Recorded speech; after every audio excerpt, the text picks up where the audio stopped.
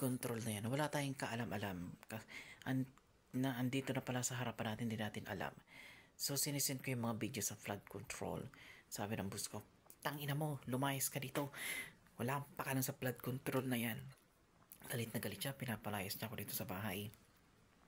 Maghanap na ako ng ibang amo, sabi ko, sige, pag uwi mo dito, makita mong hinahanap mo.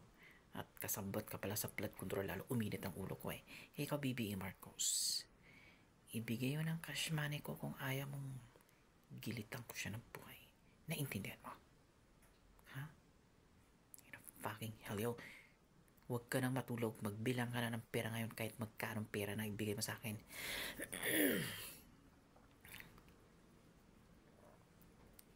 This is moments I never stop. Hangkat. Siguro yung amo ko na yun pag nahuli ng pulis at imbestigahan. Aba, ano pa, tapos na lahat. Magharap-harap na tayo. Wala naman siyang trabaho. Ano na siya, kumbaga balik-bahay na lang siya. Yung mga anak na lang niya nagbibigay ng pera niya. May pera siya. Yung lupa niya sa Bulacan binenta. Whatever here, per subdivision, yung lupa ng ito kasi bahay ng asawa niya namatay na engineer sa US. Napundar niya to. Ngayon, mayroon naman siyang kabit na yung DI niyang 49 years old, ang amo ka 81 years old, yung sugar mama niya. Meron mo, ang daming binibiling mamaling sa mga Honda, mga motor, sa mga sweldo ko hindi mataasan eh. Ako nga napag-iiwanan ng bahay na to. Nasa ibang bansa siya. Di ba?